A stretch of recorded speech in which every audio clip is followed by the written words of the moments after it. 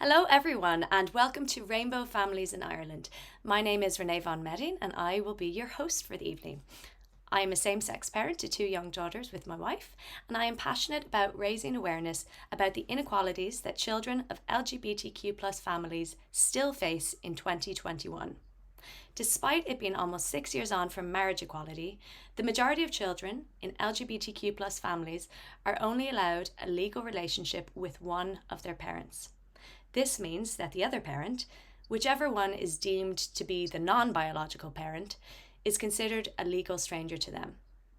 Over the next hour, I'm going to be chatting with my three wonderful guests who are going to share a little bit about their journey to parenthood and some roadblocks they've encountered along the way. So without further ado, I'd like to introduce my guests: Jenny Sinnott, Karen Kean, and Gordon Cummins. So I'll come to you first, Jenny. Maybe you could tell me a little bit about yourself and your family and what path you took when you decided you wanted to have kids. Sure, absolutely. Thanks for having me. I am delighted to be here tonight to talk about this very important topic. I am with my wife Elaine for about 10 years now. We've been married for nearly 5, and we have one little girl, Kate. She's 3. We started talking about having a family very early on, very early in our relationship, and I kind of always I wanted to be pregnant, so it was logical that we kind of start with me, and we did that. We went down the clinical route, as you might do here in Ireland, and we had several attempts with me, each one getting a little bit more, we'll say, emotionally draining for both of us, and a little bit more financially draining for the old bank account. And we finally just stopped trying with me. The beauty of being in a two family or female relationship is we had a spare uterus to try with later on. So we took a bit of a break to recover from the kind of emotional and financial trauma of all that. And then stepped back and took a look at, actually, is this what we want our birth story to be, our conception story to be? What is it that we actually want? Do we have any choices in this matter? And decided, I think we need to kind of take control of this a bit more ourselves. And do we want to have an anonymous donor, which is what we had at the time when we were trying with me, or do we want to have someone we know actually be involved with this? And very much wanted someone we knew, and we wanted somebody that was related to me, so that our child then, if we were lucky enough to have one, would be both Elaine's and related to me as well. So in the end, my brother really kindly agreed to be our donor. We were successful on the second try with Elaine. We actually decided to do this at home in the comfort of our own home. It was easy enough to go on Google and order a home ICI kit, is what they called it, for €10. And we were able to do it the way we wanted to. We made all the choices ourselves, the timing, we didn't assume that Elaine had any fertility issues. Our big fertility issue was the lack of a gamete. So once we were able to overcome that, we thought we'll give it a try on our own, and we did, and it was the right path for us, and we were delighted to do that. And now Kate's here, and she's a 3-year-old doing 3-year-old stuff. Awesome, thanks, Jenny. Gordon, I'll come to you next. Would you mind telling us a little bit about your family and how you became a parent? Okay, yeah. And thank you for having me. It's nice to be here. I'm married to my husband, Dan. We've been together for almost 10 years and got married in 2017. And shortly after that, we started having conversations about whether we could or would or should have children. We attended a very interesting seminar in Dublin who had representatives from a number of different clinics from Ukraine and Canada and America. Met some really interesting people, met people who had kind of been there before, had done similar, had beaten its path ahead of us who'd done it already. So on a similar panel actually like this, they're all kind of at the front talking. So we kind of left that going, wow, so it's actually possible. We got a really good vibe from the Canadian representatives there, spoke to some kind of gay guys who'd done a journey through Canada, and sounded like absolutely the perfect kind of route for us. So we took a few months off, maybe 6 months, kind of just took in all the information and said, right, let's just take a break, both of us, not talk about it, and both make a decision ourselves independently, and then kind of like 3, 4, 5 months. So we eventually got around to it. We both decided, yeah, that's exactly what we want, and then it moved forward to kind of being a joint decision. So we did gestational surrogacy in Canada. So basically, we had to pick a donor from a database, which has various criteria. Actually, it lists every criteria you could ever imagine, to how old their grandparents were when they died, or how old they are now. If there's any cancer in the family, all the kind of genetics that you might, when you meet your partner, you wouldn't necessarily be able to pick, but we were able to go through this database and kind of pick somebody we felt would connect with us. We were also keen to have somebody who had a little bit of Irish heritage. So we met a lovely lady called Kristen, and she had actually done it before, which was very important to us. She had a proven donation previously, which had been a very high number of eggs retrieved. So it just kind of took a little risk of the situation. So we went ahead and created our embryos effectively. And we had 2 different surrogates over the last 3 years.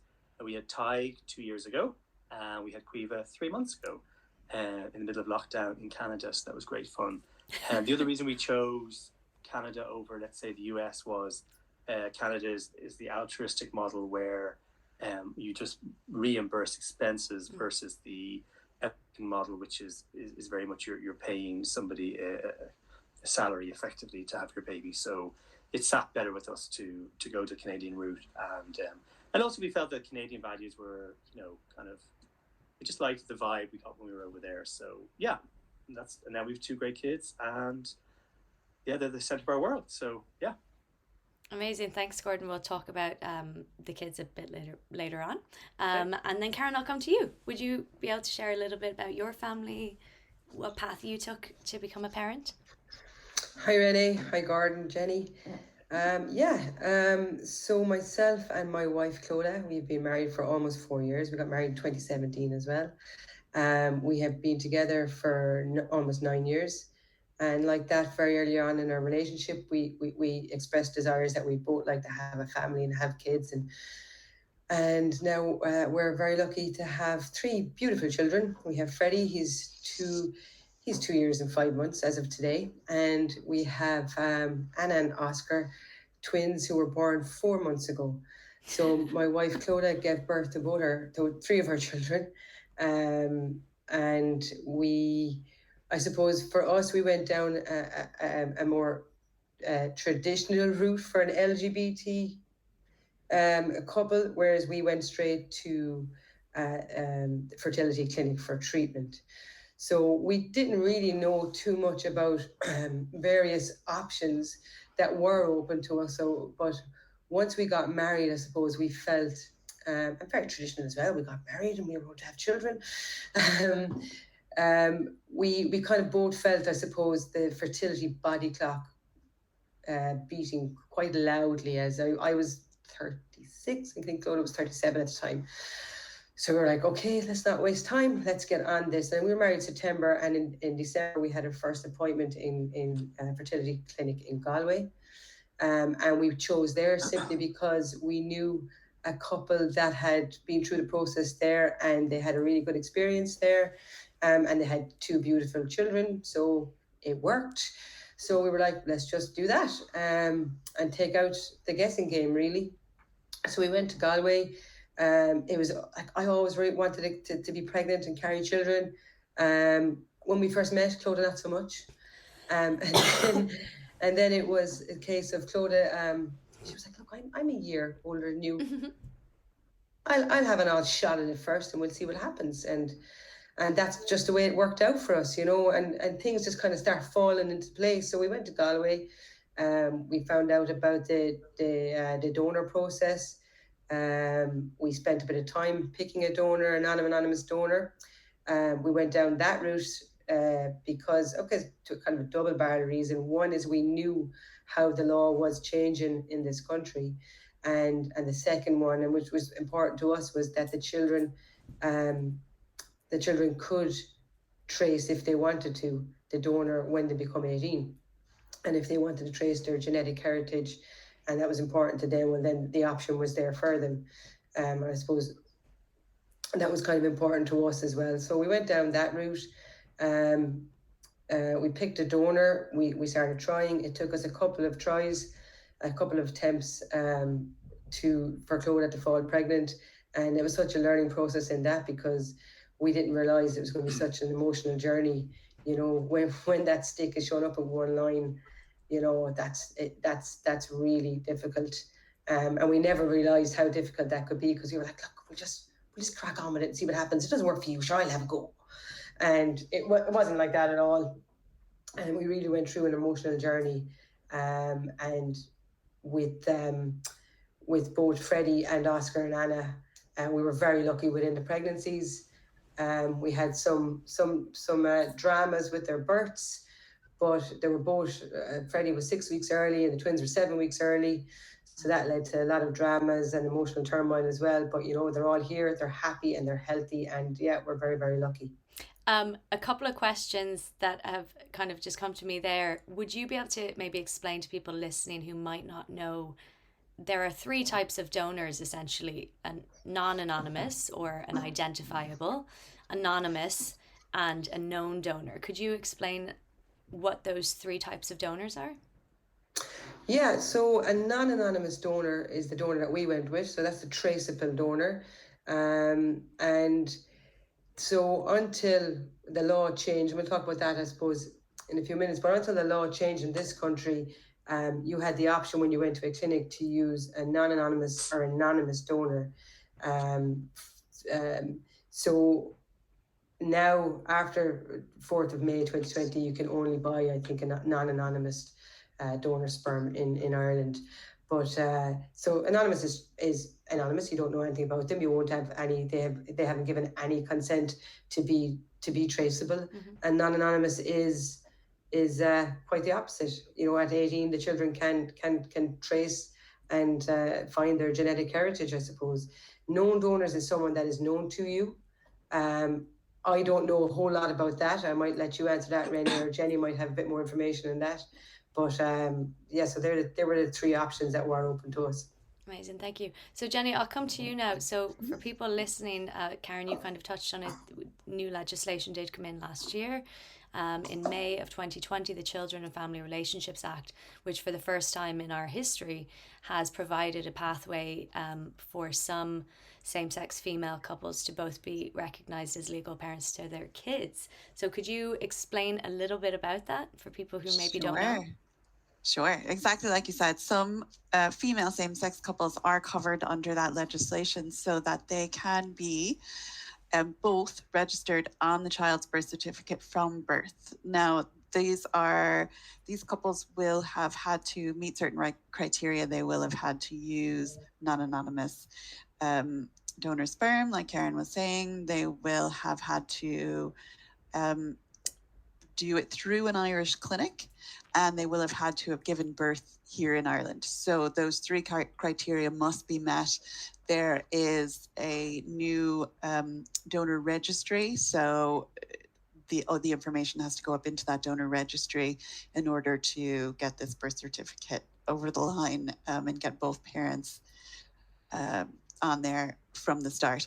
It also provided some retrospective parentage declaration options for people who might have used anonymous sperm in the past or might have gone abroad for their procedures, because we didn't have a whole lot of variety here as far as the procedures available. So some people are sort of grandfathered into that. So they were able to go ahead and apply for retrospective parentage and have the birth certificates kind of redrawn. But who the people are not included in this new legislation are any male couples, anyone who's availed of surrogacy in any way, anyone who has used known donor sperm, anyone who has done a procedure at home or in a non-Irish clinic, anyone who gives birth abroad as well for any reason, not included. So it's like I said, it covers some people and it's fantastic for those people, and their kids are now protected under Irish law, but the rest of us are still left in limbo.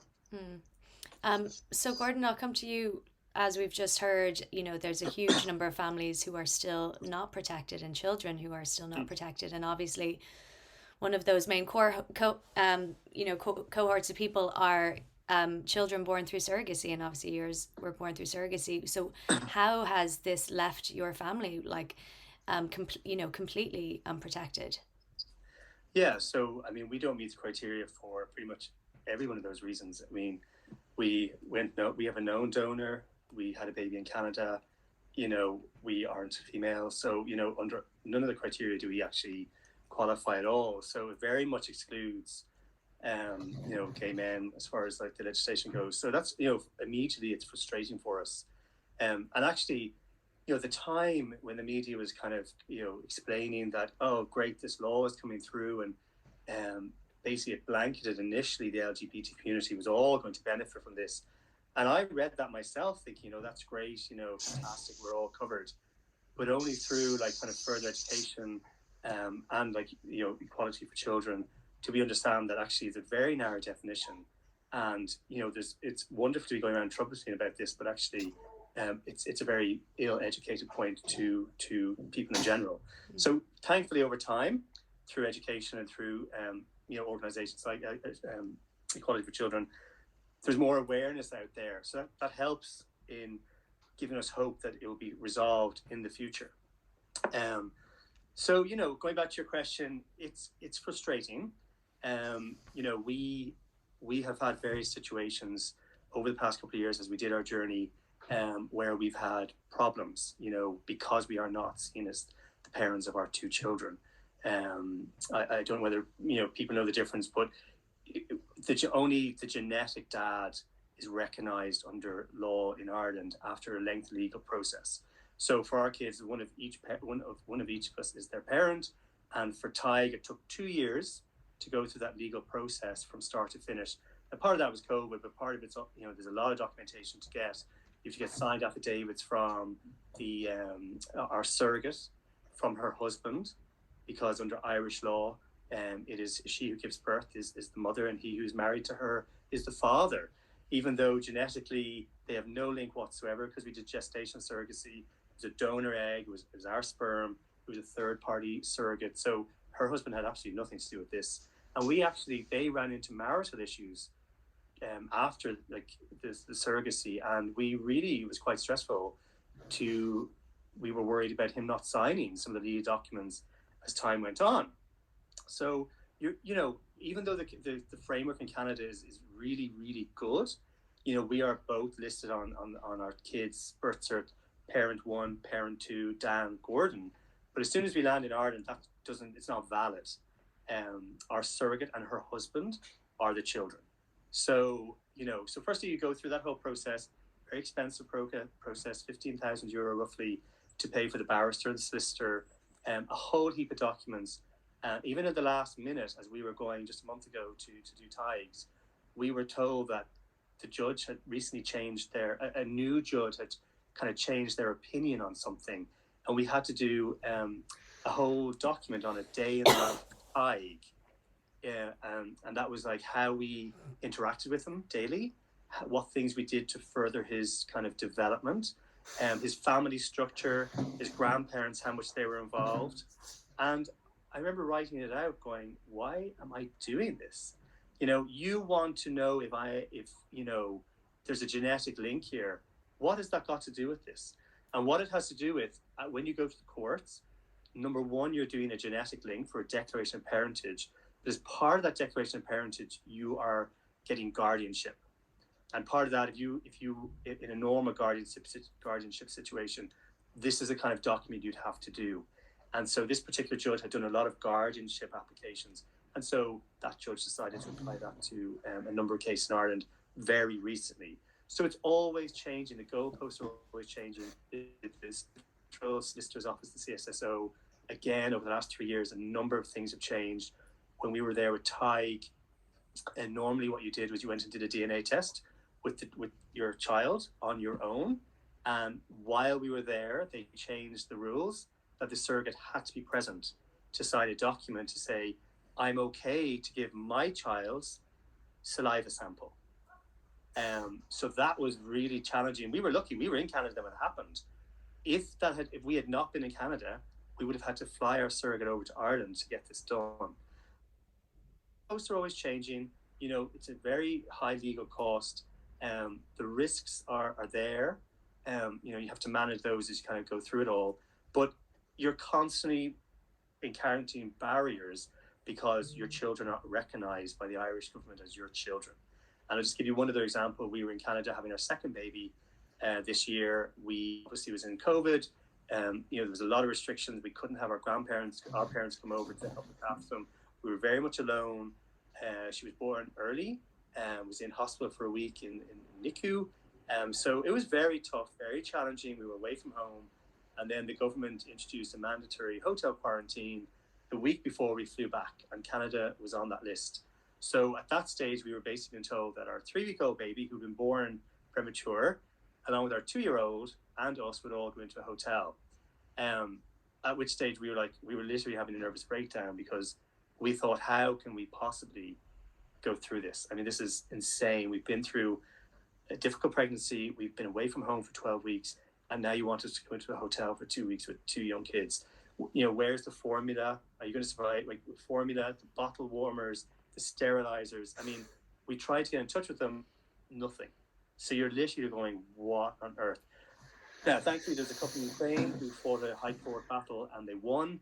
And they actually introduced it where if the baby was less than 30 days old, you could come through, and Quiva came through on her 29th day. But we actually had to come through London because there were no direct flights.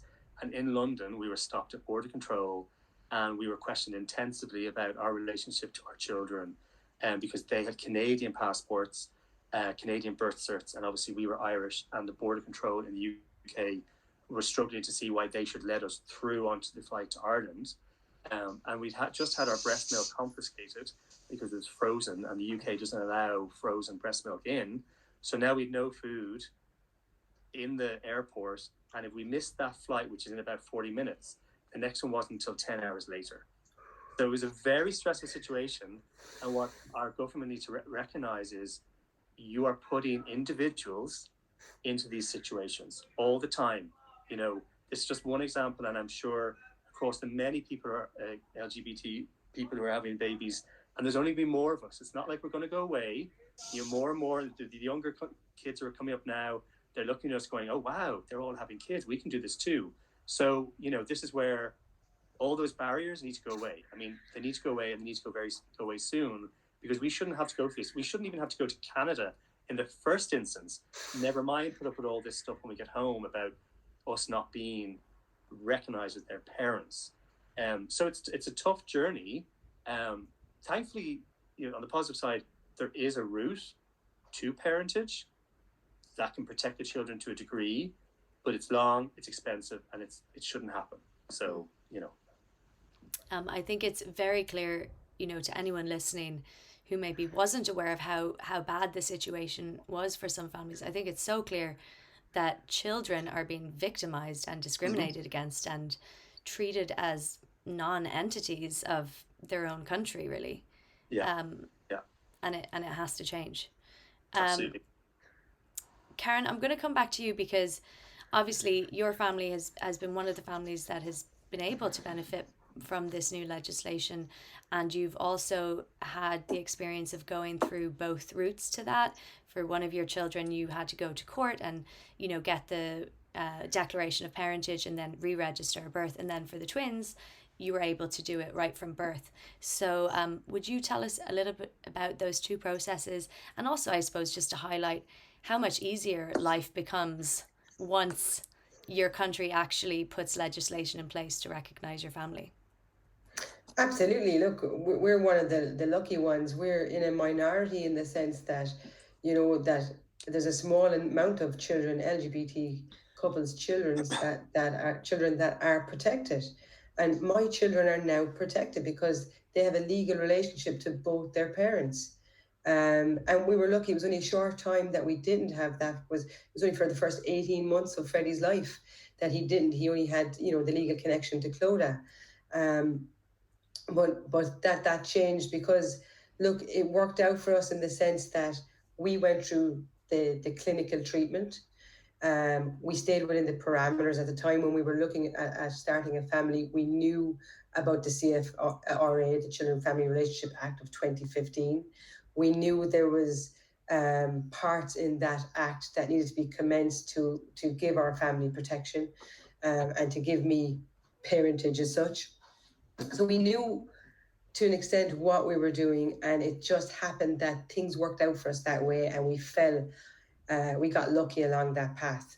So because Freddie was conceived prior to the 4th of May 2020, and we fell within the parameters of what the Irish legal system were looking for, it meant that on the 4th of May 2020, when the further parts of the Act were commenced, we could then apply to the district court because everything in it was straightforward. We'd go straight to district court and apply for a declaration of parentage for myself. So that meant that we needed a letter from our clinic to say, oh yeah, we had the treatment there. We both consented to the treatment there. That resulted in a pregnancy and a birth. We both had to give affidavits. And then just general information on ourselves, our marriage certificate, our IDs and that kind of stuff. Interestingly, the affidavits, when I went looking initially, I rang the court's office and I said, can you give me information on the following? I want to make an application to the court. The staff in the family law office in Limerick, they didn't know. They didn't have a clue as to what I was talking about. I was lucky enough to know someone who knew someone who just went through the process, who happened to have links in the court service, and they were able to put me on the right path. And again, look, this is Ireland. It's all about who knows it, who you know and who you can talk to. You have to reach out to people like that. So we were lucky. And that particular person helped me to get a date quite quickly because the staff were saying, you just need to speak to a solicitor. I said, I don't need to speak to a solicitor. I don't need a solicitor for this. This is very straightforward. This should be a straightforward application. And in the end, it was. We went into court without a solicitor. We just needed a couple of declarations or, statutory declaration and our affidavits signed and rubber stamped by a solicitor, but we didn't need to bring one into court at any cost with us. And we were in court for all of 5 minutes and it was done and dusted. And there you go. Of course, he's your child. Best of luck. Congratulations. This is fantastic. Words of the judge. And rubber stamped it. And once that happened, I was able to then apply to the General Registrar's Office. And they have a little department in there for donor-assisted human reproduction children. So I was able to apply to them and they re-register Freddie's birth. So what that meant then is Freddie was issued with a new birth cert and my name was added to it as his parent. So interestingly enough, I couldn't go down as his mother because Clodagh was his mother. But if I was, myself and Clodagh were a heterosexual couple and we had to use donor sperm, I could go down as his father. So there's still a couple of things that it doesn't make sense when you go through the paperwork in Ireland. But yeah, sure, look, I think that one is it's down to the Constitution, I think, because in the Constitution there can only be one mother and it's the person who gives birth. Exactly. So I'm down as his parent and Clodagh continues as his mother because she is, and I'm his mother. But however, we are there. We are both named on his birth cert. And listen, when it came in the door and I opened it and looked at it, the sense of relief, it was absolute weight lifted off.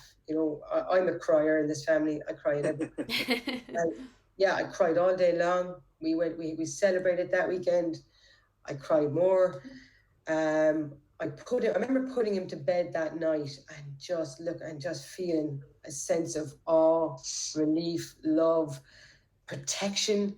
I knew he was protected. I knew he was now equal within society as such. I felt that he was okay in society. If something should happen to me or Clodagh or whatever the case was, there was just so many things. Like I remember when Freddie was in the neonatal unit, I couldn't sign a consent form for his heel prick, just silly things like.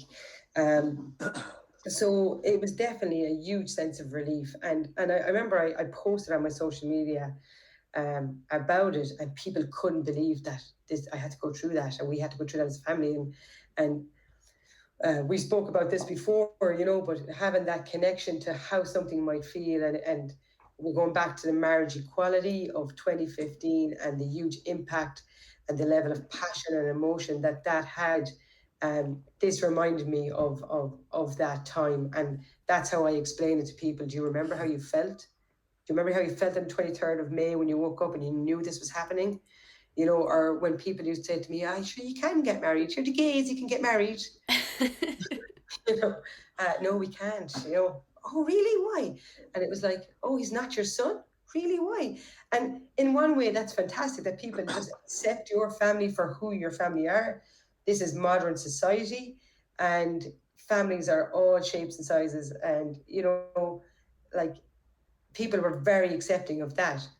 But when they realized that the legal side didn't match up, they were quite shocked. So people think, oh, this is actually just this is what we do now.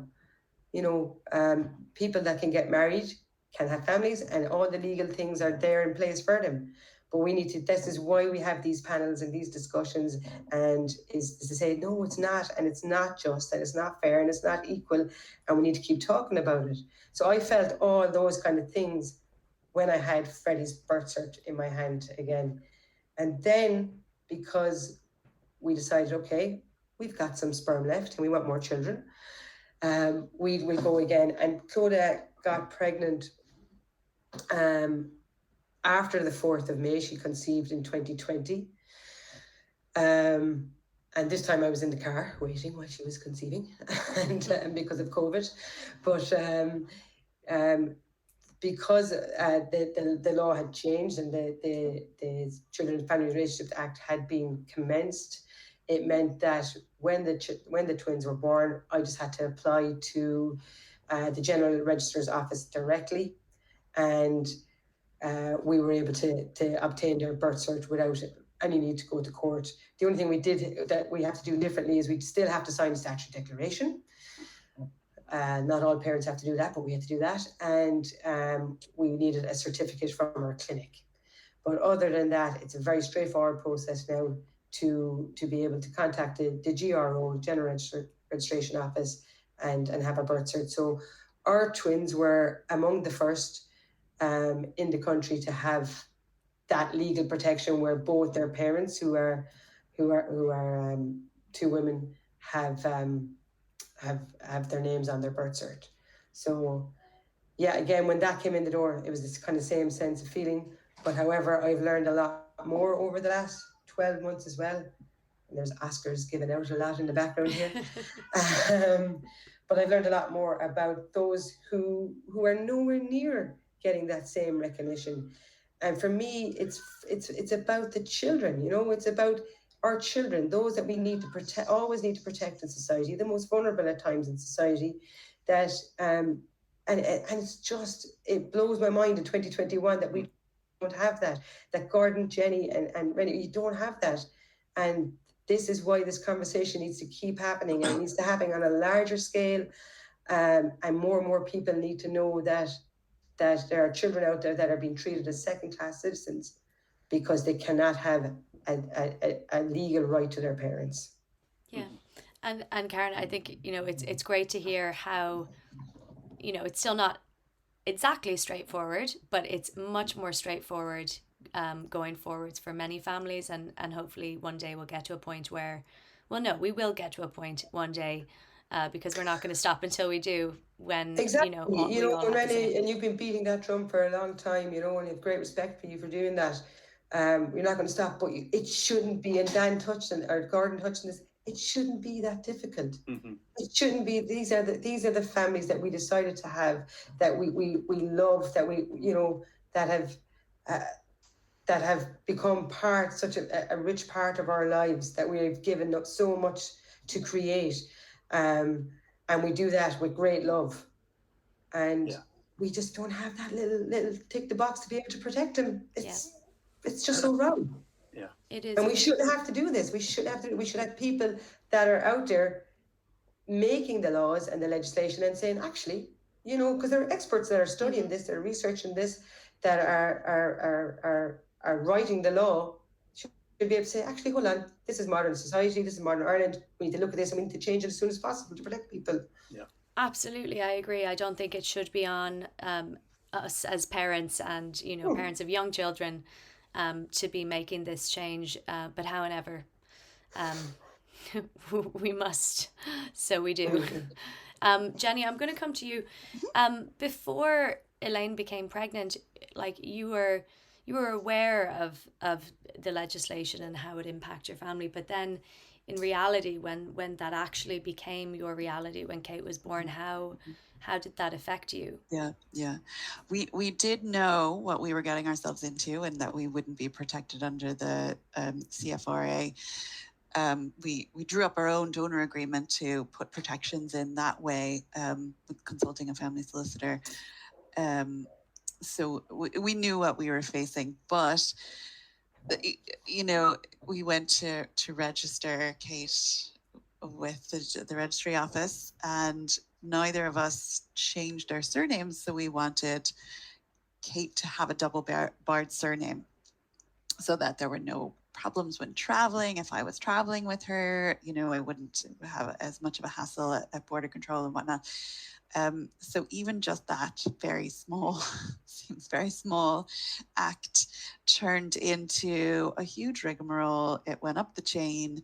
I wasn't allowed to be involved at all in this. I was not allowed in the room after a time, because I was legally a stranger and had no say in this decision. My wife said, well, here's our marriage certificate. Here are our surnames. This is what we want. And had I been a man, there wouldn't be a question. But no, they demanded that our donor give permission.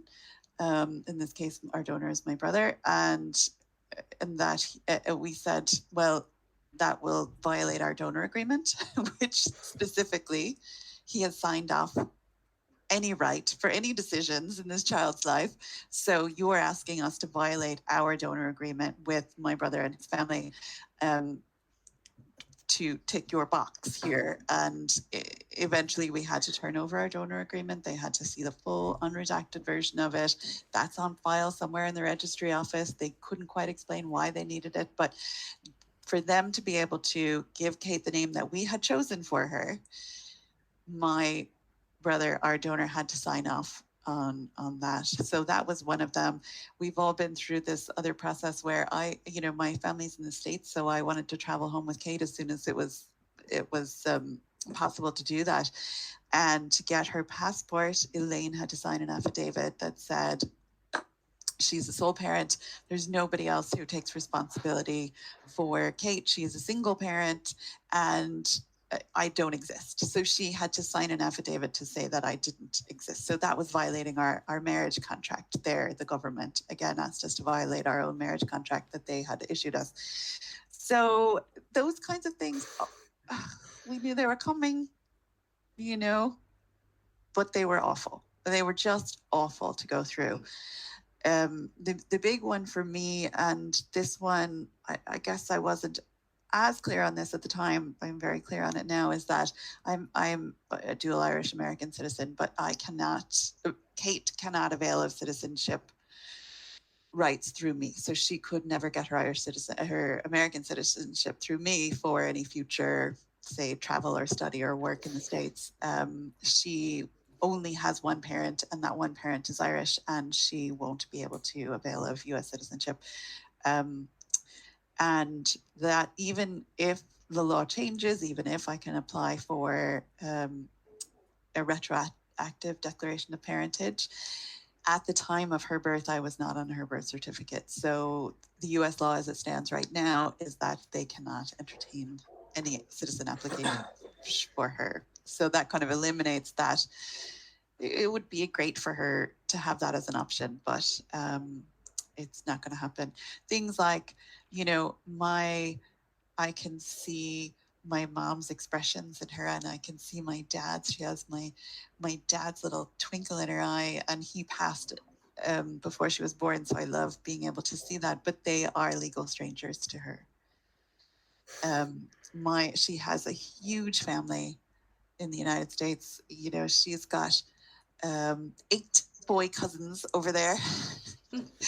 They're all legal strangers to her. They, you know, so it's heartbreaking. We knew what we were getting into. We still are glad we did things the way we did because it was right for us. It was right for our family. Mhm. I not only know, you know, Elaine's medical history, I know her donor's medical history from the day he was born.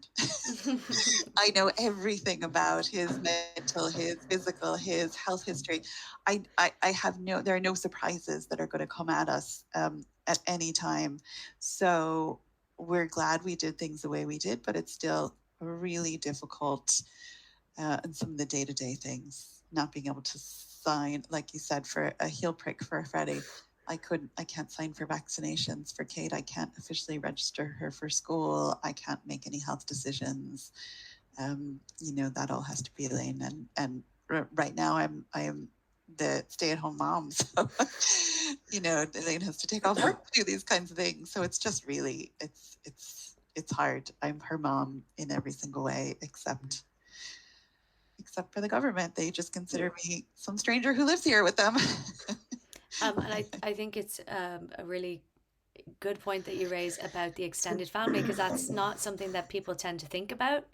Yeah. How difficult that is on the grandparents and on the extended family members, because they are, while they are very much their family, in the eyes of the law, they're strangers on the street. You know, which has larger implications, of course. Yeah, it's really. And also, actually, just one point. I know, you know, a lot of kind of the LGBT parents now. A lot of us have young kids, so we're talking about a lot of the issues now that we're experiencing with, you know, schools and doctors, things while they're kids. But there's actually a really important point for when they get older and we get older, is that, like, for us now, I don't know whether it's across all the examples that we have today, but for Dan and I, when one of us die, under the inheritance laws, the non-genetic child is not entitled to receive their part of the estate tax-free. You know, every child has a 300,000 allowance. So technically, the child is entitled to a non-genetic allowance, which I believe is 16,000. So that child would be taxed on the additional 300,000 of the estate that they would be left. Now, I've spoken to my solicitor and they said the revenue tend to turn a blind eye to this because you can prove you've been a family for a long time. But like all these things we're talking about, it's not, we don't want the revenue to turn a blind eye. We want the law to change. They need to recognize as our children later in life as we start to move on. You know, it's all very fresh now, but there's other problems coming along the line that are equally important that I just think people just aren't aware of. And we're only learning ourselves, like this whole conversation. We're all talking about stuff. We've all learned only this in the last 3 years. And the oldest child here is 3 years. I mean, we feel we've all become legal experts over the last 3 years in the technicalities of law that, as you say, Renee, we shouldn't have to, you know, and it's just really important to get that message out there. Those issues are for our young kids, but as we all get older and other parts of life move on where we pass away, there's other issues going to come along as well. You know, so really from a fundamental point of view, it just needs to be addressed and fixed, you know. Absolutely. Even like we're talking about like end of life decisions, or if, you know, one of the parents needs to go into care or have decisions made on their behalf. What happens if, for example, I passed away, let's say, and one of our children passed away, and the non-genetic link to Dan is the only child left and can't make those decisions? You're right. I mean, there's just a whole heap of complexities that will go away if this is resolved. Yeah. Gordon, I'm going to stick with you and maybe ask a slightly happier question. In that, Sure. like, I know a lot of people will be watching this who maybe aren't parents yet and are looking at their options and considering what route to take.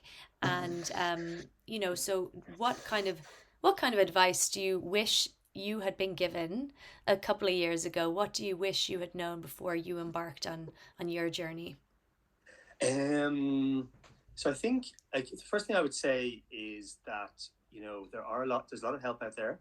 A lot of kind of WhatsApp groups, Facebook groups have all sprung up over the last few years as more and more of us are kind of getting involved and actually having children. So the first thing I would definitely do is kind of touch base with those groups. They're a wealth of information.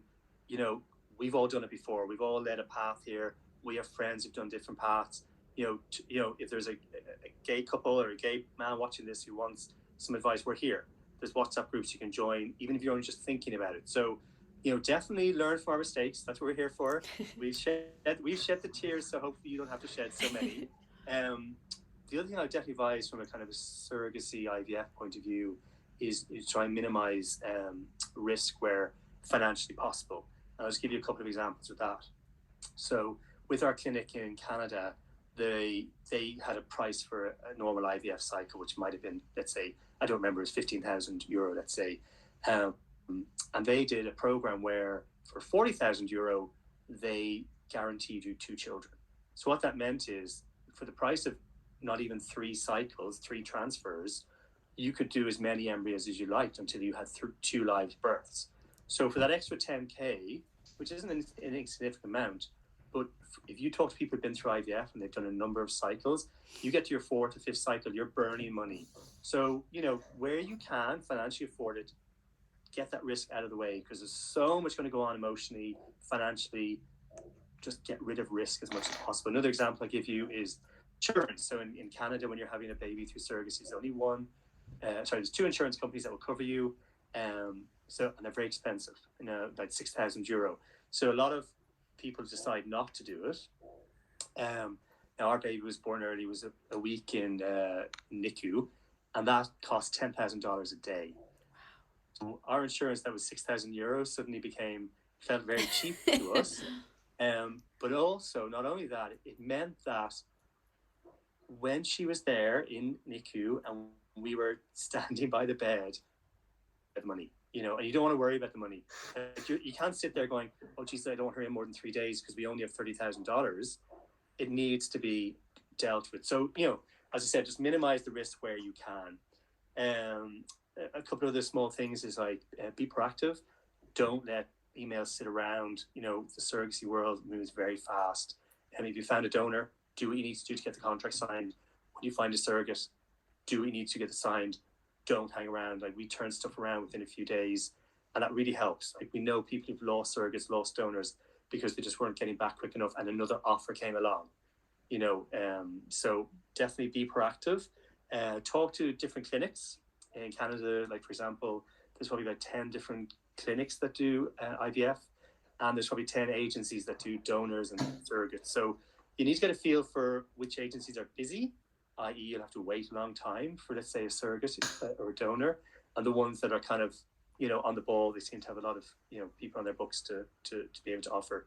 Because even with the donor, while you choose the donor, and, you can go through the list and look at the genetics, the surrogate picks you, so, we made a video, and we got a friend of ours to do a really nice video of us just to show us, in our house and kind of in our work and our daily lives, our families. And that's what each of the surrogates that we used both said, we picked you because of your video. You just seem like really nice guys. Being Irish is a big plus in Canada, to be honest. That definitely helped too. And they've come over to visit us, so they have, we built that rapport with them. We definitely went into this wanting to have that relationship. With one surrogate, it worked out really well. With the other surrogate, we've kind of all moved on, and that's fine. And we're great friends with our donor. So, but maybe you don't want to do that. Have a think about what works for you, and go for that. So the last 2 things the point I'll make is, when you come to budgeting, no surrogacy journey is the same cost wise. You may have increased travel, you may have increased costs because of increased medicines. They're $5,000. So if somebody says it's $60,000 for a baby, that's just not true. They paid 60, somebody else has paid 100. Like, we know a particular couple in the gay dads group who went through a very significant initial journey which cost them 100,000, and they didn't even have a child out of it. So it really, make sure you set aside enough money to cover those contingencies, because they will happen. We had them happen to us. We had set aside a set amount of money, and that's, we used up every penny. So and the second last thing is be prepared for the emotional investment. I don't think we realized 3 years ago how much energy went into building a relationship with the donor, building a relationship with the first surrogate. You were talking, Karen, about the transfers. We kept getting photos 6,000 miles away of the pregnancy kit with this tiny faint red line, and we're like, we can't see it, and they're like, no, I can definitely see it where you're here, and I'm like, we can't see it. So the ups and downs of, like, has it taken, and is that a successful transfer? Because a lot of times it can show, but it's not a successful transfer. We were up and down. We've been up and down for 3 years. But we're here now. We've made it. But it was a huge emotional investment that we definitely did not know up front, and definitely just be prepared for that. And finally, with kind of surrogacy IVF, this isn't when you're 12 weeks pregnant, you just tell everybody, hurrah, we're pregnant. This starts long before that. You're going to go through transfers. You're going to go through people testing your sperm to make sure it's okay. You'll learn things about motility and all this kind of random stuff. Right from the start, you may have issues with your sperm count or your motility. So involve your family and friends as soon as you can, as soon as you feel comfortable, and bring them on the journey from the start, because it's a long process. So we look at and we would regard us as fairly quick in how this goes. From the time we did the creation of the embryos to our first baby was a year and a half. It was nearly 2 years, sorry. But we know people who it's 5 years. So if you're going to go through that emotional roller coaster for 5 years, make sure you have your friends and family along with you to help you. So they're the kind of things that I would definitely, if I was to wind back 3 years ago and had a pint with somebody who's done this all before, that's what I would have liked to have been told. Kind of prepare yourself. It is the most rewarding thing we've ever done. It is the thing we are most proud of that we've achieved. And so you'll always go into it wanting this. It's hard, but I'm telling you, when you come out the other end, it's just fantastic. It is really fantastic. So that's what I would do. Thank you. That is all wonderful advice, and I would fully echo the kind of sentiment about linking in with people who have done this before, because I know for myself and my wife, that was the thing that we felt really the most in the early days when we were at the start of everything. 6 years ago for us was just, we didn't know any other LGBT parents. We didn't have any friends who had gone through this. We didn't know any information. We literally were just shooting in the dark. We made so many mistakes. We felt so isolated. And if I could go back and have, all of us as friends, I think things would have been very different. And I think most of us parents are very friendly and wanting to talk to people about this. So absolutely reach out, join those WhatsApp groups, join those Facebook groups, and just learn from others and have that kind of tribe surrounding you. It just makes all the difference, I think, for sure.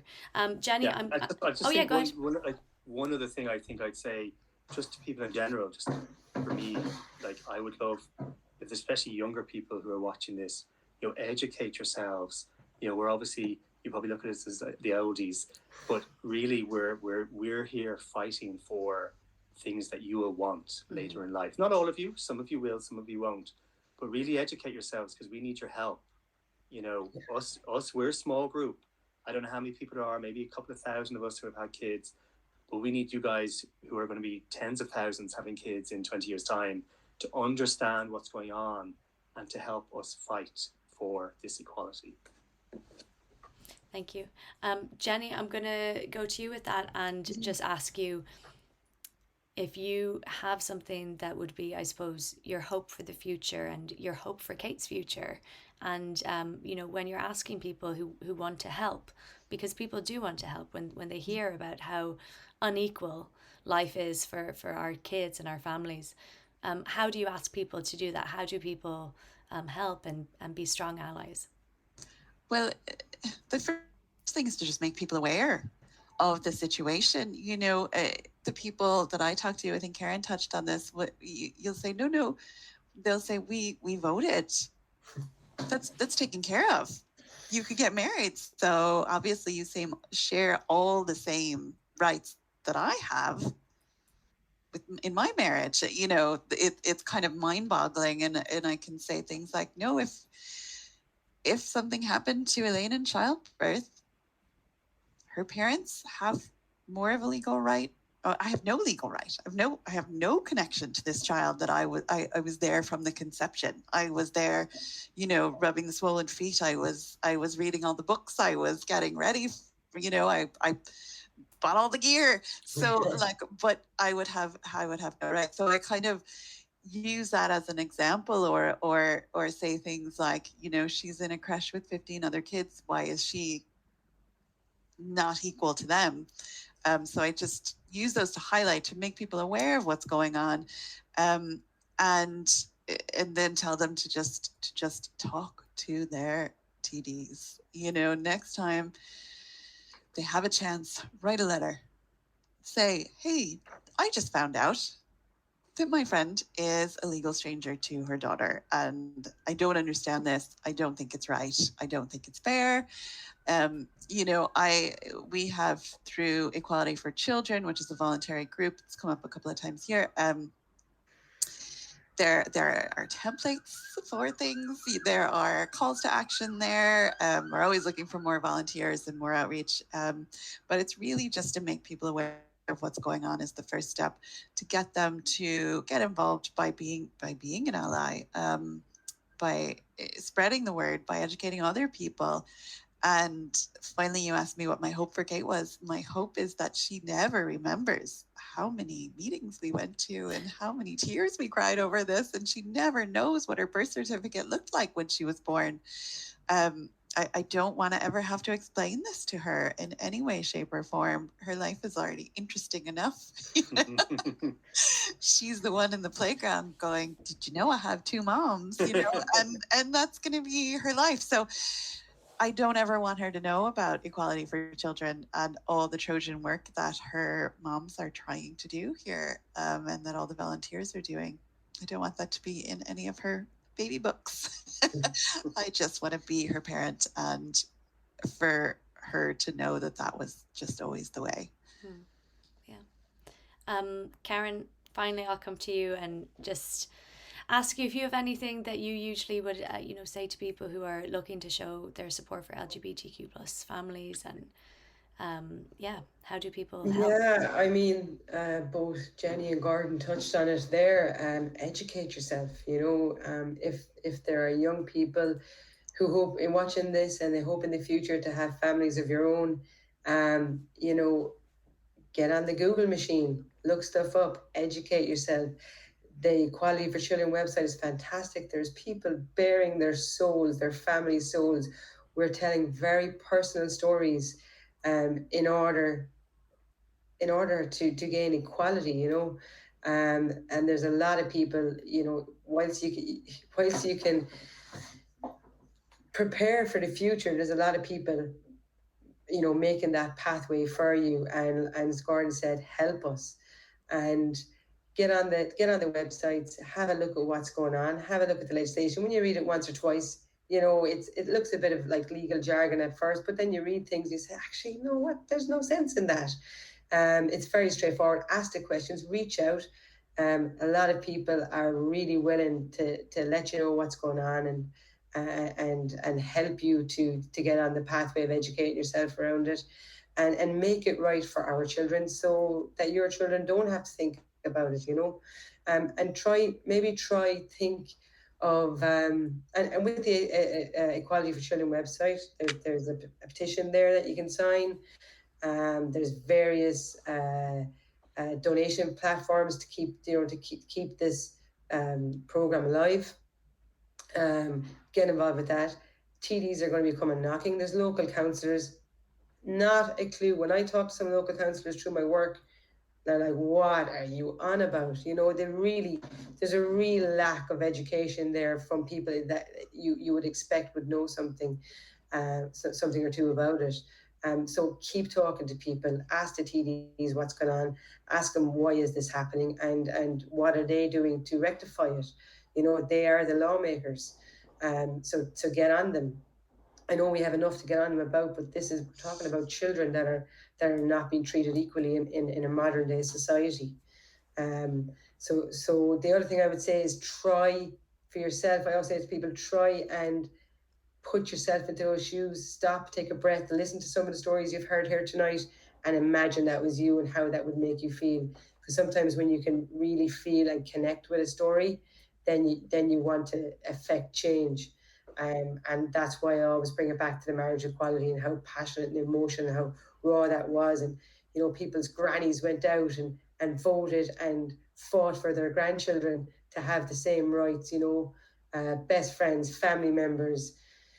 It was such an amazing time in Ireland. And when I'm thinking back on it and thinking back on the 23rd of May, the hair stands in the back of my neck. And I know that was the case for a lot of my friends and family.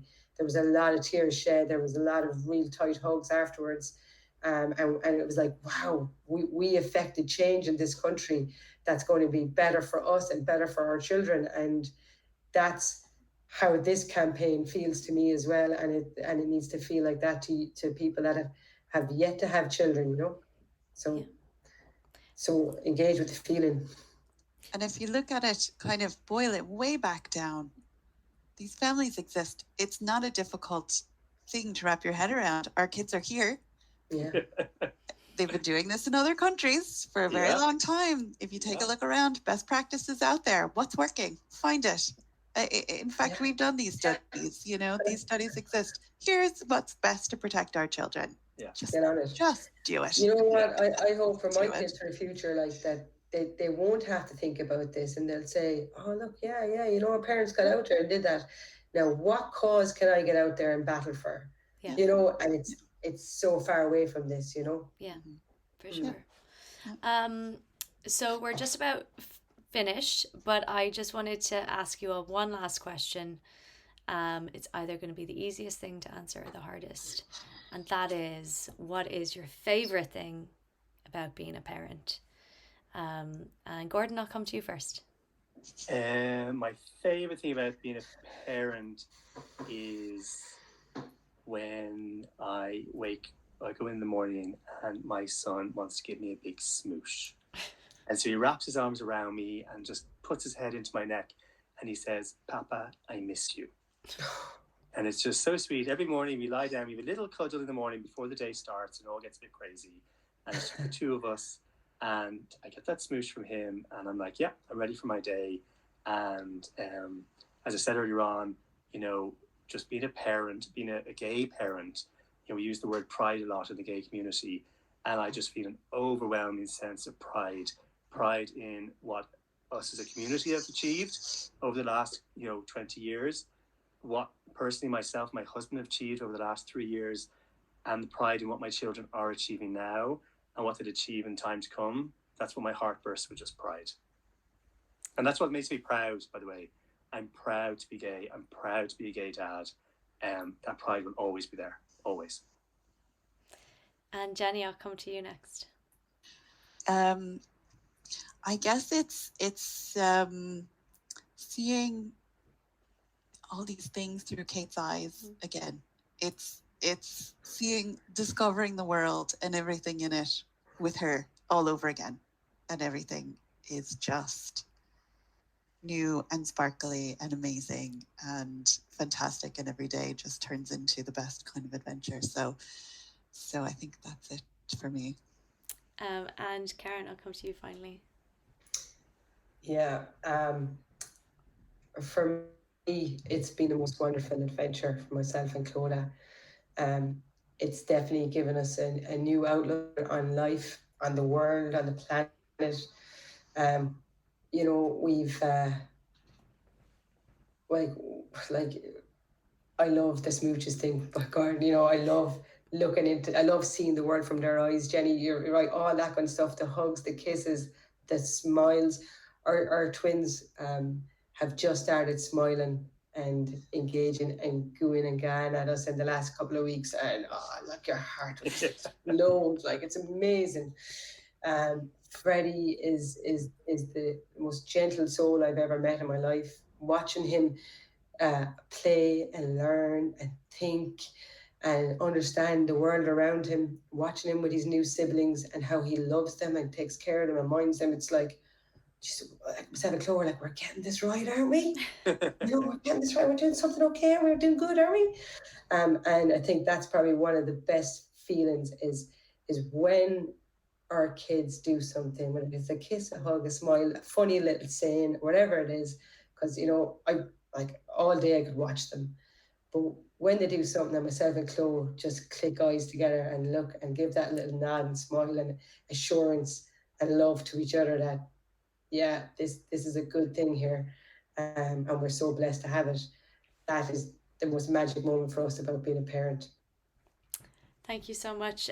You three are making me broody again, wanting more kids. Because it is. You can have one of mine if you want. Done. Just on low. But it really is. It's the best thing we've ever done as well. And I think we'd all agree on that. So I think that just about wraps us up for this evening. If anyone watching has any questions about anything we've discussed, please do feel free to get in touch with the Equality for Children team at www.equalityforchildren.ie.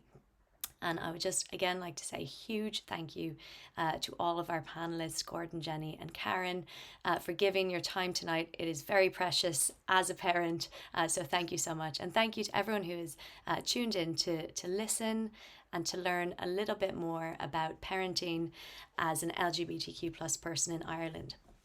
And remember, no one is equal until we all are.